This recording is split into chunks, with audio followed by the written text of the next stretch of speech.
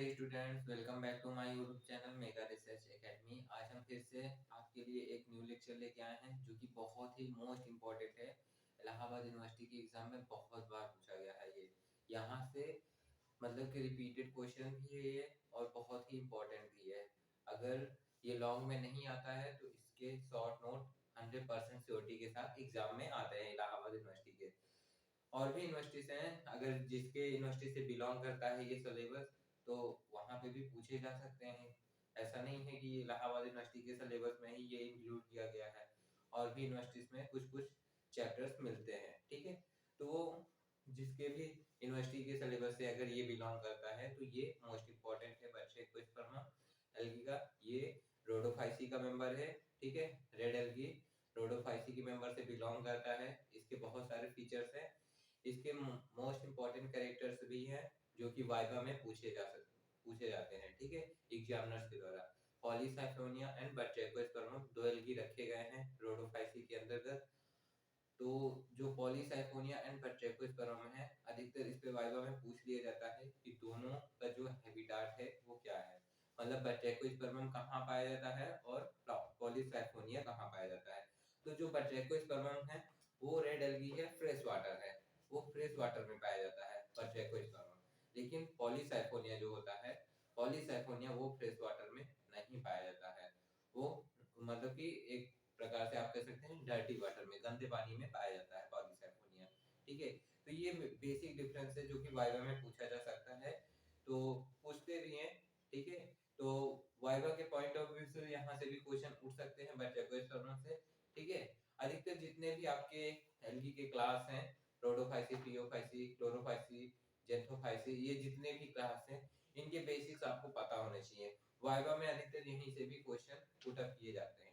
ठीक है, तो चलिए बिना टाइम वेस्ट किए हम डिस्कस करते हैं बट्रेकोस्पर्मम के बारे में, जो कि मोस्ट इंपॉर्टेंट है। ठीक है, बट्रेकोस्पर्मम बहुत बार रिपीटेड है।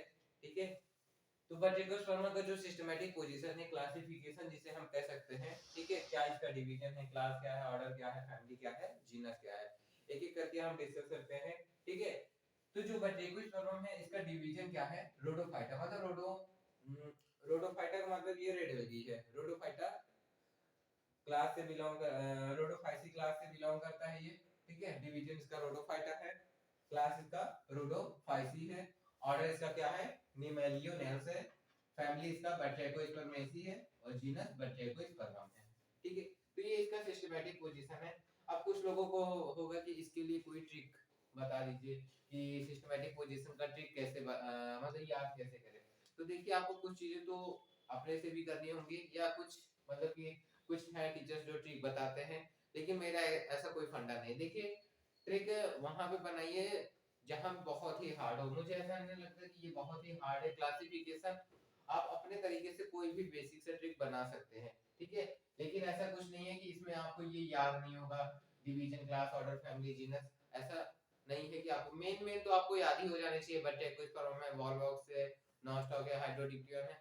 कुछ है गिने चुने जिनके आपको क्लासिफिकेशन से याद करने हैं, पूरे तो याद नहीं करने हैं। तो कुछ आप याद कर सकते हैं, इतनी आपकी मेमोरी कैपेबल होगी। ठीक है, तो इसका डिवीजन रोडोफाइटा है, क्लास रोडोफाइसी है, ऑर्डर निमेलियोनेस है, फैमिली बट्रेकोस्पर्मम है, बट्रेकोस्पर्मेसी है, और जीनस क्या है, बट्रेकोस्पर्मम। तो ये इसका पूरा सिस्टमैटिक पोजीशन है। ठीक है, कभी-कभी एक नंबर में पूछ लिया जाता है सिस्टमैटिक पोजीशन बताइए, ऑप्शनल में आता है। ठीक है, आपको बट्रेकोस्पर्मम की पूरा सिस्टमैटिक पोजीशन बताना होगा, तो पूरा ऐसे आपको लिखना होगा, डिफाइन करना होगा। ठीक है, बट्रेकोस्पर्मम का जो हैबिटाट है, थैलस स्ट्रक्चर क्या है, ये सारी चीजें हम डिस्कस करेंगे। जो हैबिटाट होता है बट्रेकोस्पर्मम का, ये रेड एल्गी होता है और slow slow fresh water, slow running water में पाया जाता है। ठीक है, मतलब जहां पे वाटर का जो बहाव है वो धीमा होता है, वहीं पे ये ग्रो करते हैं, वहीं पे पाए जाते हैं बट्रेकोस्पर्मम। ठीक है, तो ये इसका हैबिटाट है। इसकी कुछ स्पीशीज हैं जो कि एनुअल होती है और कुछ पेरेनियल होती है, जैसे बट्रेकोस्पर्मम वैगम। ठीक है, ये पेरेनियल स्पीशीज है बट्रेकोस्पर्मम की। तो बट्रेकोस्पर्मम वैगम एंड बट्रेकोस्पर्मम वैगम जो है ये पेरेनियल है। और कुछ स्पीशीज जो की है बट्रेकोस्पर्मम की, जो कि क्या होती है, एनुअल होती है। ठीक है, बट्रेकोस्पर्मम की स्पीशीज तो ये है इसका हैबिटाट। थैलस स्ट्रक्चर में क्या है कि थैलस स्ट्रक्चर इसका कैसे है पूरा एक एक करके हम डिफाइन करेंगे। पहले देख लेते हैं इसका हैबिटाट, जो कि मैंने लिखा भी है यहाँ पे। Brachiospermum is a fresh water red alga which grow in slow moving water of stream lake and pond etc, ठीक है, जो कि स्लो रनिंग वाटर में पाया जाता है Brachiospermum. Most of the species of Brachiospermum are annual, annual होती हैं, मतलब अधिकतर जितनी भी स्पीशीज है इस ब्रैकियोस्पर्मम की, जितने भी आपके मतलब आप सुनेंगे इनका नाम, मोस्टली ये एनुअल होते हैं। लेकिन एनुअल का मतलब क्या होता है? एनुअल का मतलब ऐसे प्लांट जिनकी लाइफ साइकिल एक साल के अंदर कंप्लीट हो जाती है। तो मतलब ये एल्गी जो होता है एक साल मतलब 3-4 महीने 5 महीने इसका सीजन होता है। इस सीजन में ये इतने सीजन में ये सरवाइव करेगा, उसके बाद इसके जो मतलब कि स्पोर्स हैं वो अपने आप को एक कवर करके कहीं भी प्रोटेक्ट करके अपने आप को ढक लेंगे, ठीक है। फिर इसका जैसे सीजन आएगा फिर वैसे ये जर्मिनेट होने लगेंगे, मतलब ये एनुअल होते हैं। और इसका जो स्पीशीज है बटेकोस्पर्मम वेगम इज ए पेरेनियल स्पीशीज, ठीक है। बटेकोस्पर्मम वेगम जो है ये पेरेनियल स्पीशीज है। तो ये हो गया बटेकोस्पर्मम का हैबिटाट, ठीक है। कुछ स्पीशीज हैं जो इंडिया में पाए जाते हैं। इंडिया में मोस्टली 5 स्पीशीज हैं। दो मेन स्पीशीज हैं क्या, बटेकोस्पर्मम वेगम एंड बटेकोस्पर्मम मोनलीफॉर्मी, ठीक है। मैं यहाँ पे लिख दे रहा हूँ, इंडिया में 5 स्पीशीज पाई जाती है बटेकोस्पर्मम की। दो मेन है बटेकोस्पर्मम वेगम और है एक बटेकोस्पर्मम, ये भी शॉर्ट में मैं लिख दे रहा हूँ, बटेकोस्पर्मम बहुत लॉन्ग है, ठीक है, शॉर्ट में भी बटेकोस्पर्मम मोनलीफॉर्मी।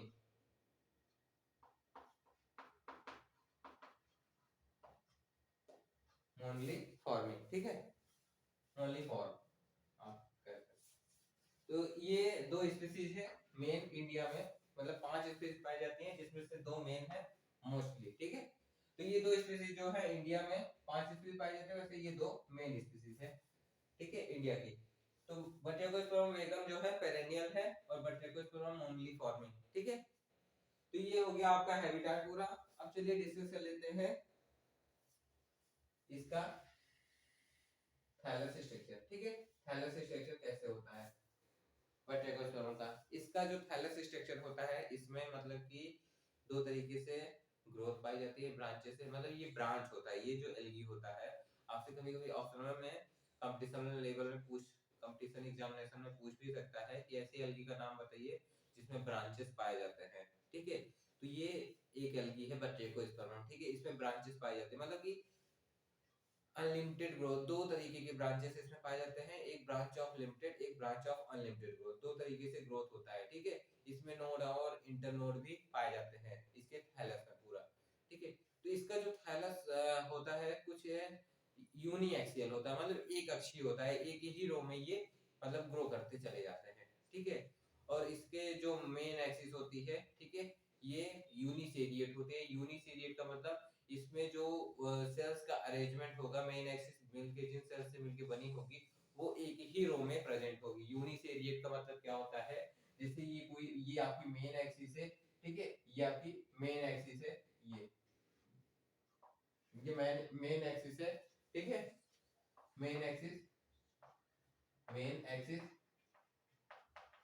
ठीक है, मेन एक्सिस। इसमें जो सेल्स का अरेंजमेंट होगा यूनिसेरिएट रो, मतलब यूनिसेरिएट रो से मिलकर बनी होती है। बहुत सारे इसमें ऐसे रो पाए जाते हैं। यूनिसेरिएट मतलब एक अच्छी होता है, ठीक है, मतलब कि ये एक ही रो में पाया जाता है यूनिसेरिएट मतलब, ठीक है। इस तरीके से ऐसे पैरेलल वेरिएशन हम मान सकते हैं, इसी तरीके से एक पैरेलल वेरिएशन में ही एक ही एक्सिस पे ये प्रेजेंट होंगी, ठीक है। जो मेन एक्सिस होती है वो यूनिसेरिएट होती है, ठीक है। ये समझ में आया आपको कि यूनिसेरिएट कैसे डिफाइन करेंगे? मेन एक्सिस जो होता है ये यूनिसेरिएट होता है। यूनिसेरिएट का मतलब जो इसके जो सेल्स होते हैं इसमें पैरेलल वेरिएशन में प्रेजेंट होते, मतलब एक ही एक्सिस में प्रेजेंट होते हैं, ठीक है, एक ही रो में, ठीक। तो ये यूनी एक्सिस का यूनिसेरिएट का मतलब मेन एक्सिस जो होता है यूनिसेरिएट होता है, ठीक है। चलिए थैलस स्ट्रक्चर हम देख लेते हैं क्या है पूरा। The mature thallus is branch, ये ब्रांच होता है जो कि मैंने बताया, ये ब्रांच होते हैं, सॉफ्ट एंड जिलेटिनस होता है, ठीक है। 15 से 20 सेंटीमीटर इन लॉन्ग, लेंथ इसकी 15 से 20 सेंटीमीटर होती है, एंड ब्लू ग्रीन वायलेट और रेड इन कलर, ठीक है। ये ब्लू ग्रीन भी हो सकते हैं, वायलेट भी हो सकते हैं, रेड इन कलर, ठीक है। कितने कलर में ये पाए जाते हैं। The colour of the thallus depend on the intensity of light available, ठीक है। इंटेंसिटी ऑफ लाइट अवेलेबल मतलब कि जो प्रकाश की इंटेंसिटी है, मतलब वेग, वेलोसिटी आप एक तरीके से कह सकते हैं, जो लाइट का वेग है उस पर डिपेंड करता है इसका जो कलर है, थैलस का जो कलर है ये डिपेंड करता है इंटेंसिटी ऑफ लाइट, मतलब लाइट की कितनी अमाउंट पड़ रही है, उस पर कितनी स्पीड से पड़ रही है, ठीक है। तो उस पे ये डिपेंड करता है, इस एलगी का जो कलर होता है इंटेंसिटी ऑफ लाइट पे डिपेंड होता है, ठीक है। The thallus is differentiated into prostate and erect system. अब देखिए दो मेन वर्ड आए हैं क्या, prostate and erect system.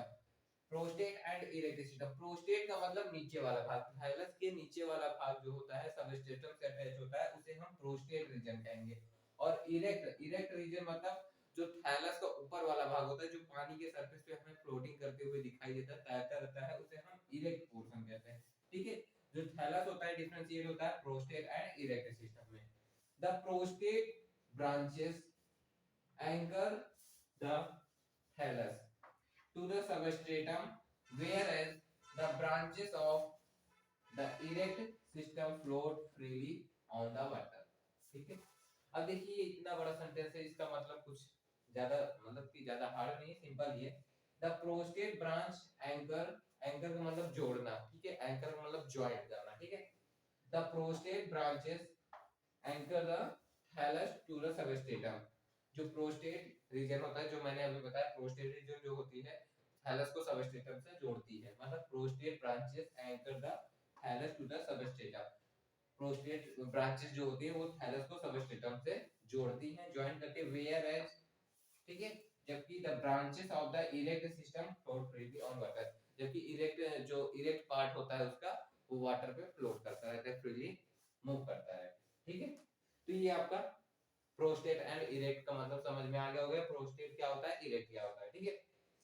The thallus is uniaxial, uniaxial का मतलब क्या होता है, एक अक्षीय होता है, अभी मैंने बताया।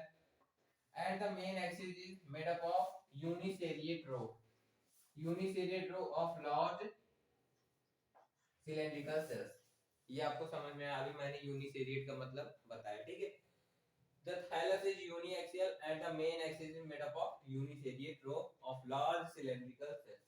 मतलब जो मेन एक्सिस होता है ये एक अक्षीय होता है, ठीक है। मेन एक्सिस किससे मिलके बना होता है, यूनिसेरिएट रो से large cylindrical cell. Main axis जो होता है वो सिलेंड्रिकल होता है और किससे मिलके बना होता है, यूनिसेरिएट रो से मिलके बना होता है, ठीक है। अब देखिए the axis is differentiated into node and internode. अब नोड एंड इंटरनोड का मतलब क्या होता है, आपने कभी गन्ना देखा है, बांस देखा है ना, बांस, बांस और गन्ना बहुत ही मोस्ट, मतलब बहुत ही सिंपल एग्जांपल है नोड एंड इंटरनोड का। आप यहाँ पे देखिए, ये आपका पूरा कोई बांस मान लीजिए या कुछ भी मान लीजिए, ठीक है। ये इस तरीके से इसमें कट्स पाए जाते हैं, ठीक है, इस तरीके से ये, और यहाँ से मतलब कुछ, हम अगर गन्ने का एग्जांपल लें तो यहाँ से कुछ रूट्स भी निकलती हैं, ठीक है, ये ऐसे। तो ये जो पोर्शन होता है, ये जो कट वाला सिस्टम है, ये हमको दिखाई दे रहा है, ठीक है, प्लांट में ये मोटा सा दिखाई दे रहा है। तो इस पोर्शन को हम क्या कहते हैं, नोड कहते हैं। इस पोर्शन को क्या कहते हैं, नोड कहते हैं। The portion of between two nodes, दो नोड के बीच का जो भाग होता है उसे हम इंटरनोड कहते हैं। क्या कहते हैं, इंटरनोड, इंटरनोड, ठीक है। नोड एंड इंटरनोड समझ में आया कि नोड जो होता है वो मतलब कि गांठ होती है एक, आपको आसानी से दिखाई देगी, और इंटरनोड जो होता है पोर्शन बिटवीन टू नोड्स, दो नोड्स के बीच का जो भाग होता है उसे हम इंटरनोड कहते हैं। समझ में आया नोड और इंटरनोड किसे कहते हैं, ठीक है। मेन एक्सिस जो डिफरेंशिएट होता है नोड एंड इंटरनोड में बटा होता है, and grow by dome shaped apical cell, ठीक है। और ग्रो करते हैं, किस तरीके से ग्रो करता है, डोम शेप। डोम शेप का मतलब इस तरीके से, ये डोम शेप है, इस तरीके से ये ग्रो करते है, सबसे ऊपर जो सेल होगी थैलस में, वहां पे ये डोम के आकार में ये ग्रो करते हैं। ठीक है, तो ये आपका हो गया पूरा थैलस स्ट्रक्चर। अभी हम इसका स्ट्रक्चर भी डिस्कस करेंगे। ठीक है, लेकिन देखिए यहाँ पे आगे क्या है, form the main axis, from the main axis to type of lateral branches develop. Main axis से दो तरीके की ब्रांचेस डेवलप होती हैं। कौन सा है, पहला ब्रांचेस ऑफ लिमिटेड ग्रोथ, जो कि मैंने अभी आपको पहले ही डिस्कस कर दिया, ब्रांचेस ऑफ अनलिमिटेड ग्रोथ। ठीक है, तो ये आपका थैलस स्ट्रक्चर होगा, हैबिटेट हो गया। ठीक है, अभी हम इसका फिगर और सेल स्ट्रक्चर दोनों हम डिस्कस करेंगे। तो ये आपका हैबिटेट एंड थैलस स्ट्रक्चर समझ में आ गया होगा। हैबिटेट मतलब फ्रेश वाटर में रहता है, स्लो रनिंग वाटर में पाया जाता है। और थैलस स्ट्रक्चर में मेन पॉइंट क्या है कि इसका जो मतलब ये थैलस ब्रांचेस होता है पहली बार, और सॉफ्ट एंड जिलेटिनस होता है, 15 से 20 सेंटीमीटर इसकी लेंथ होती है। और ब्लू ग्रीन मतलब कि इसकी जो कलर्स है वो आपको मतलब कि सिंपली तो आप रेड एलगी ही कहेंगे इसे। ठीक है, लेकिन जो बुक में भी दिए हुए हैं ब्लू ग्रीन वायलेट और रेड इन कलर, मतलब तीनों कलर में ये पाए जाते हैं। और इसका जो कलर होता है ये डिपेंड होता है इंटेंसिटी ऑफ लाइट अवेलेबल, मतलब कि जो प्रकाश की तीव्रता होती है उस पे डिपेंड करता है इसका जो कलर होता है थैलस का। इसमें तो मतलब जो थैलस होता है इसका मेन पॉइंट ये तीसरा कि ये दो भागों में differentiate, prostate and erect. Prostate मतलब नीचे वाला पोर्शन थैलस का जो सबस्ट्रेटम से अटैच होता है, इरेक्ट मतलब ऊपर वाला पोर्शन जो पानी के ऊपर फ्लोट करता रहता है, तैरता रहता है। ठीक है, और थैलस जो होता है यूनी एक्सियल होता है, uniaxial and main axis uniserial row से मिलके बनी होती है, मेन एक्सिस सिलेंड्रिकल होती है। तो ये कुछ पॉइंट्स हैं आपको याद रखने होंगे। ठीक है, अभी हम इसका डिस्कस करेंगे स्ट्रक्चर। ठीक है, और सेल स्ट्रक्चर दोनों डिस्कस करेंगे। अब हम डिस्कस करेंगे जो दो तरीके से लिमिटेड ग्रोथ थी, branch of unlimited growth, branch of limited growth, दो तरीके से ब्रांच इसकी ग्रो करती थी। ठीक है, पर्टिकुलर टर्म की। तो हम इस दो टॉपिक के बारे में डिस्कस करेंगे कि ब्रांच ऑफ लिमिटेड ग्रोथ कैसे होता है, ब्रांच ऑफ अनलिमिटेड ग्रोथ कैसे होता है। थैलस स्ट्रक्चर हमने समझ लिया और हैबिट इसका समझ लिया, सिस्टमैटिक पोजीशन हमने इसको पढ़ लिया। ये तीन टॉपिक, दो टॉपिक मैंने हम लोगों ने कवर कर लिया। अब हम डिस्कस करेंगे कि ब्रांच ऑफ लिमिटेड ग्रोथ कैसे होता है, ब्रांच ऑफ अनलिमिटेड ग्रोथ कैसे होता है। ब्रांच ऑफ लिमिटेड ग्रोथ देखिए, ब्रांच ऑफ लिमिटेड ग्रोथ का मतलब जो ये ग्लोमेरुल, ठीक है, ग्लोमेरुल पाया जाएगा एक बॉडी में, इस मतलब कि इसी के थायरस में इस तरीके से पूरा ऐसे आप इसको ऐसे राउंडेड बना लीजिए, इस तरीके से ऐसे इस, ठीक है, एक भंवर के टाइप में इसमें जो ब्रांचेस होगी लिमिटेड ब्रांच वो अरेंज होंगी। ठीक है, मतलब झुंड के रूप में। ठीक है, एक चक्र के फॉर्म में अरेंज होंगी। ठीक है, इस फॉर्म में जो शाखाएं प्रेजेंट होंगी उन्हें हम लिमिटेड ब्रांचेस कहते हैं, ब्रांच ऑफ लिमिटेड ग्रोथ कहते हैं। मतलब कि एक बार फिर से समझिए कि जो शाखाएं मतलब कि एक वोरल्स वोरल्स मतलब कि एक चक्र के फॉर्म में अरेंज होंगी, और जितनी भी सेल्स होंगी इसमें अरेंज होंगी वो सिमिलर होगी, मतलब उनकी लेंथ जो होगी वो सिमिलर होगी। ठीक है, तो अधिकतर जितनी भी मतलब कि ये देखिए ये जितनी भी ब्रांचेस निकली हुई हैं इनकी लेंथ सिमिलर ही हमें दिख रही है, समान ही दिख रही है, कोई ज्यादा बड़ा छोटा नहीं दिख रहा है, मतलब समान है। तो ये जो ब्रांचेस हैं इस ब्रांच के ग्रुप को हम ब्रांच ऑफ लिमिटेड ग्रोथ कहते हैं। ठीक है, अब ये जो छोटे छोटे सेल्स बने हुए हैं, ये छोटे छोटे सेल्स, इन छोटे छोटे सेल्स को हम मोनलीफॉर्म सेल्स कहते हैं। इन सेल्स से मिलके बना होता है। ठीक है, ये जो ब्रांच ऑफ लिमिटेड ग्रोथ होती है इनकी जो शाखाएं होती हैं छोटे छोटे मोनलीफॉर्म सेल से मिलके बनी होती है।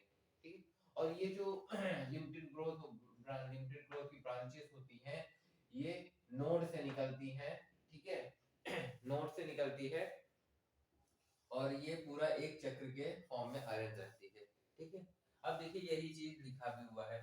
ठीक है, दे arise just below the septa, septa in the sense of node. ठीक है, septa of the axial filament, ये एक्सियल फिलामेंट है आपका पूरा एक्सियल फिलामेंट, और form the branch of unlimited growth और इन वोरल फॉर्म। इन वोरल का मतलब क्या होता है, चक्र।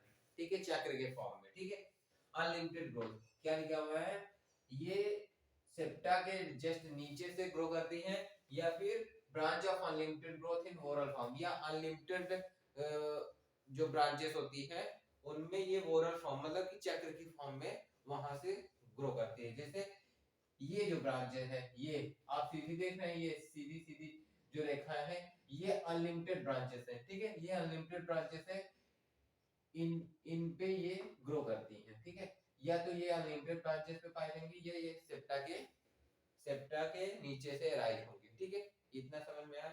या तो ये सेप्टा के नीचे से अराइज करेंगी लिमिटेड ग्रोथ की ब्रांचेस, या ये अनलिमिटेड जो ब्रांचेस है उनके ऊपर ये पाए जाएंगे, उनके वहां पे ये वहां से ये ग्रो करेंगे, ठीक है। तो ये हो गया आपका branch of limited growth. Branch of limited growth का मतलब समझ में आ गया कि जो ब्रांचेस होंगी वो या तो सेप्टा के नीचे से राइज करेंगी, या तो जो अनलिमिटेड ब्रांचेस है वहां से ये राइज करेंगी, ठीक है। अब देखिए क्या लिखा हुआ है आगे, the whorls of branches of unlimited growth present at a node is known as glomerule, ठीक है। the whorls of branch of unlimited growth present at node is known as glomerule। देखिए क्या कह रहा है कि the whorls of branch मतलब कि जो चक्रीय ब्रांचेस है, मतलब कि जो एक चक्र के फॉर्म में अरेंज है, ग्रुप के फॉर्म में अरेंज है शाखाएं, वो अनलिमिटेड ग्रोथ के ऊपर प्रेजेंट है, मतलब अनलिमिटेड जो ब्रांचेस है उनके ऊपर प्रेजेंट है। और ये एक मतलब अगर एक ही नोड पे जाके कलेक्ट हो जाती है, वहीं पे इकट्ठा हो जाती है, वहीं से निकलती है, तो वो जो स्ट्रक्चर फॉर्म होता है उसे हम ग्लोमेरुल कहते हैं। जैसे यहाँ पे, ठीक है, यहाँ पे मान लीजिए नोड है, ठीक है, यहाँ पे नोड है और ये अनलिमिटेड ब्रांच है, ठीक है, ये अनलिमिटेड ब्रांच है, यहाँ पे ये इस छोटे से फॉर्म में ग्रो कर रही हैं, तो ये एक भंवर मतलब कि एक चक्र का फॉर्मेशन कर रही हैं, और इसी को हम ग्लोमेरुल कहते हैं। समझ में आया? ये the whorls of branches of unlimited group present at node is known as glomerule, ठीक है।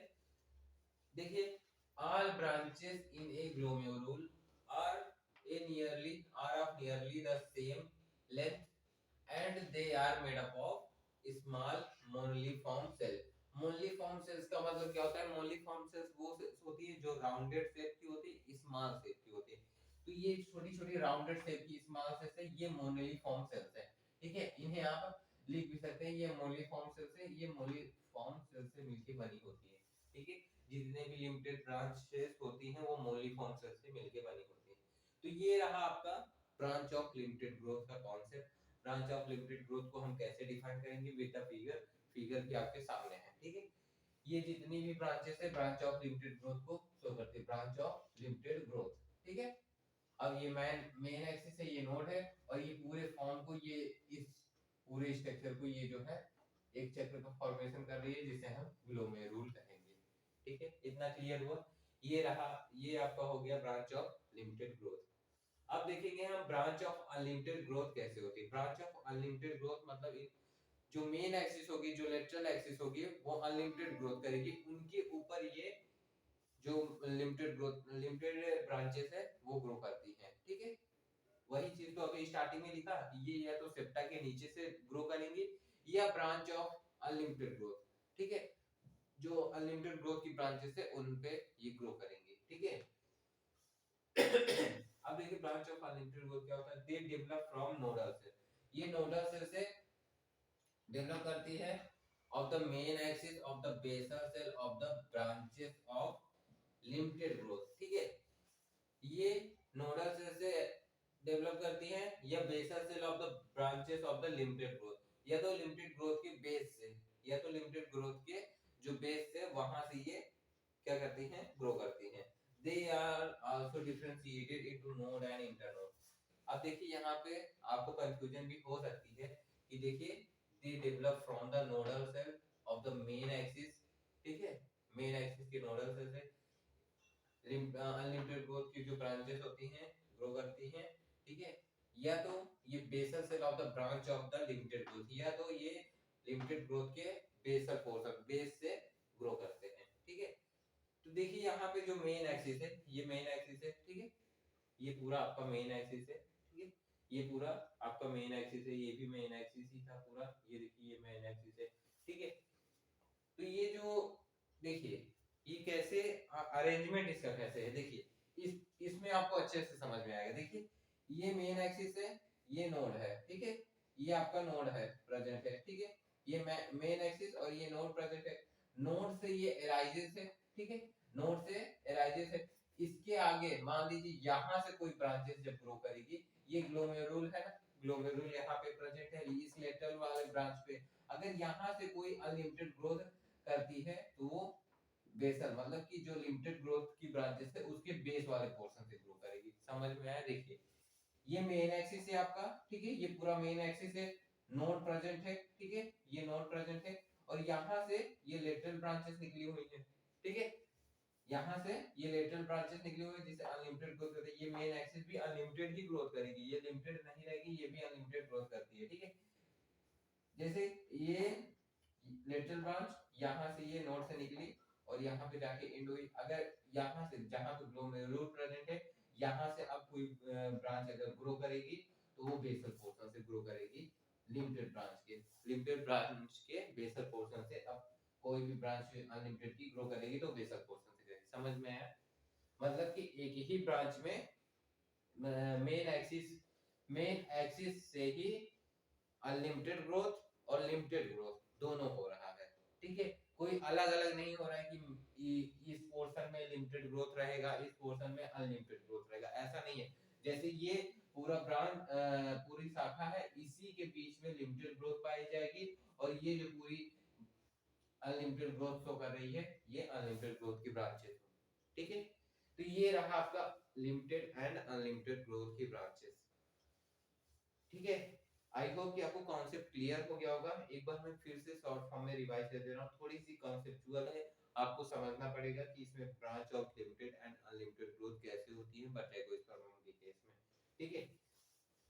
ये आपका मेन एक्सिस रहा, ये पूरा, ठीक है, मेन एक्सिस से कोई लेटरल ब्रांच निकली है, ठीक है, जो कि ये भी अनलिमिटेड ग्रोथ करेगी, ये भी। अब इस लेटरल ब्रांच में जहां पे ये पूरे मतलब ये ग्रुप में सेल्स पाए जाएंगे, मतलब जो ब्रांचेस पाए जाएंगे ग्लोमेरुल, ठीक है, ग्लोमेरुल यहाँ पे देखिए क्या लिखा हुआ है, glomerule the whorls of branches of unlimited growth present at node, ठीक है, मतलब कि अनलिमिटेड ग्रोथ का जो एक ग्रुप है अगर नोड पे प्रेजेंट हो गया, मतलब नोड बीच बीच में प्रेजेंट रहेगा, ठीक है, ये नहीं कि एक ही जगह पे, यहाँ पे भी नोड प्रेजेंट रहेगा, तो यहाँ पे जो ग्रुप रहेगा, ठीक है, वो लिमिटेड ब्रांचेस शो करेगा, ठीक है। यहाँ पे ये ग्लोमेरुल के अंदर जो भी ब्रांचेस रहेंगे वो लिमिटेड ब्रांचेस आएंगे। सिंपल सा फंडा आप समझिए, सब हटाइए, ग्लोमेरुल के अंदर जितने भी ब्रांचेस पाए जाएंगे वो लिमिटेड ग्रोथ शो करेंगे, और जितने भी ब्रांचेस ये मेन एक्सिस लेटरल ब्रांचेस जितने भी हैं ये सब अनलिमिटेड ग्रोथ शो करेंगे।